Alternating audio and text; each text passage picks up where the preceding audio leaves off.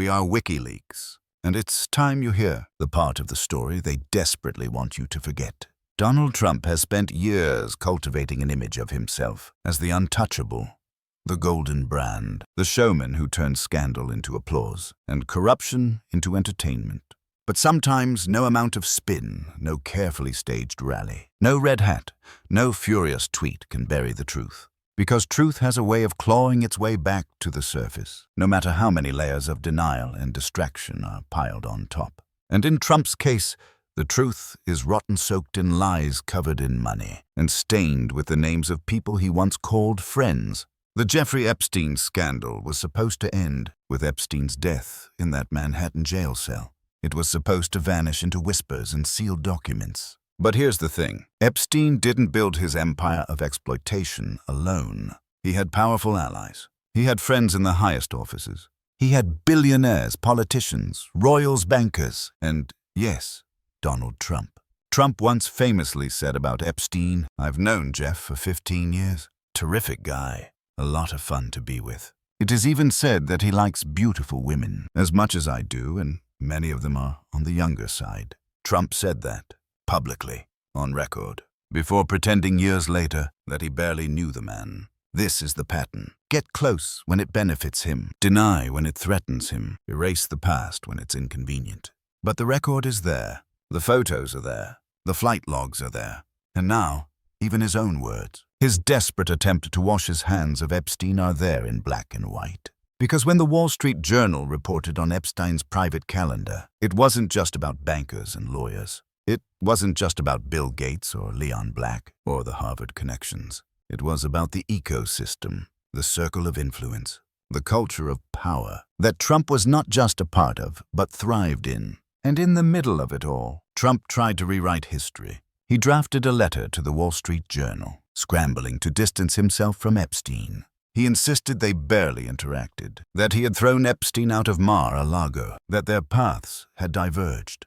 But why did he feel the need to write that letter at all? Because he knows the truth. And he knows you might see it. Epstein was a fixer, a broker of influence. He used women as currency, and he used connections as leverage. Men like Trump don't stumble into people like Epstein by accident.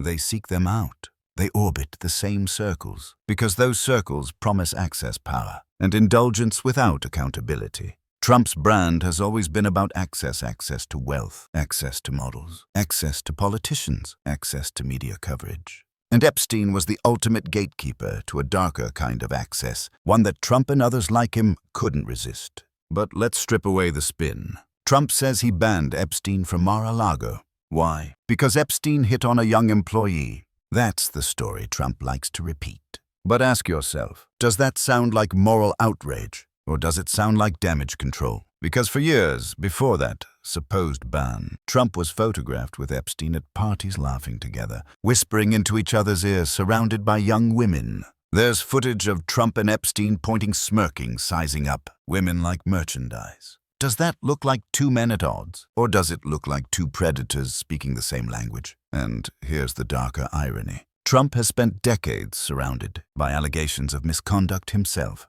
The Access Hollywood tape, where he bragged about grabbing women without consent. The multiple lawsuits from women accusing him of assault.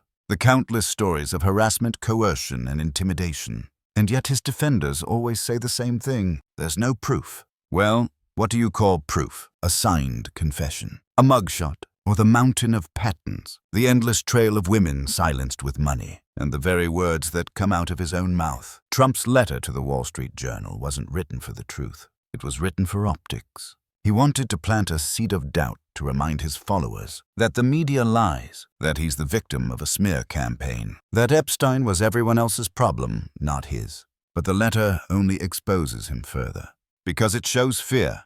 And if Trump fears anything, it's not losing money or even losing power. It's losing control of the narrative. Epstein's ghost threatens to take that away from him. Let's not forget the context. When Epstein's private flight logs were leaked, the world obsessed over names. Who was on the plane and why? Politicians, celebrities, professors, even royalty. And right there in the mix was Donald Trump. He's tried to minimize it, to laugh it off, to drown it in the chaos of his endless scandals. But the pattern remains proximity denial distraction. The formula never changes, and the fact that he felt compelled to draft a letter years after Epstein's death shows that the stain has not gone away. Trump's rise to power was fueled by a promise that he wasn't like the rest of them, that he wasn't another corrupt politician, that he was an outsider immune to the rot of Washington. But the Epstein connection reveals the opposite. Trump wasn't an outsider. He was always on the inside at the parties, on the lists, in the photographs. He knew the players because he was one of them. And now, as investigations continue to unseal documents, to reveal depositions, to name names, Trump's desperation to stay ahead of the truth only grows. Consider this. Why would the Wall Street Journal need to hear from Trump at all? Why would he think his letter mattered? Because Trump knows that Epstein's web didn't die with him. It lingers in files, in testimony, in memories of women who were silenced. Trump's entire political career has been about preemptive defense. He screams about witch hunts before the trial begins. He declares fake news before the story is printed. He cries victim before the crime is revealed. And in the Epstein case, he's doing it again. Writing letters, declaring distance, hoping you forget the laughter, the photographs, the quotes, the proximity. But WikiLeaks does not forget. And the internet does not forgive. The images are eternal. The words are archived. The testimony will surface. And Trump will not escape history's judgment. No matter how many rallies he holds or letters he writes, the media plays a dangerous game too. Because the Epstein scandal isn't just about one man or even two. It's about a system that allows predators to thrive under the cover of wealth and power. Trump's involvement is just one piece of a larger puzzle. But it's a piece that matters because of what it reveals about him. The lies, the hypocrisy, the willingness to rub elbows with monsters until the spotlight makes him squirm. And when cornered, he lashes out, hoping the noise will drown the truth. But truth doesn't drown, it waits. And here's the real reason this story matters now. Trump is not a relic of the past. He's not just a businessman hiding from embarrassing photos.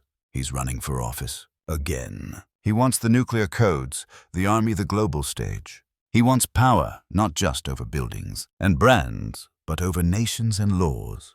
And if he will lie about something, as clear as his friendship with Jeffrey Epstein, what won't he lie about? If he will scramble to erase the record of his own words, what won't he rewrite when the stakes are higher? Ask yourself, why does this keep happening? Why do powerful men orbit predators like Epstein? Why do they deny, deflect, distract? Because they think you'll forget.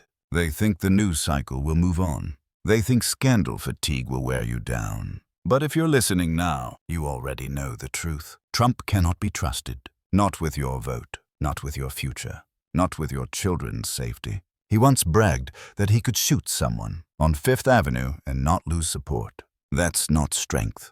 That's the arrogance of a man who believes the rules don't apply to him. The Epstein scandal is just another reminder that, for decades, Trump has surrounded himself with men who exploit abuse and corrupt, and when caught he denies lies and plays the victim. The pattern is undeniable. Epstein's story didn't end in that jail cell. It lives on through the names he collected, the networks he built, the powerful men who tremble when his name resurfaces. Trump is one of them. No letter, no denial, no campaign rally can erase that.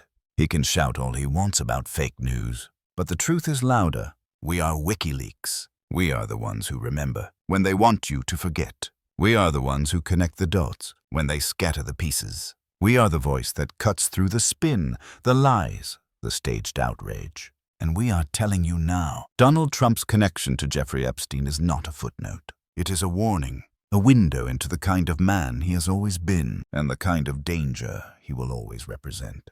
The world deserves better than men who think power means immunity. It deserves better than men who hide their sins behind money and lawyers.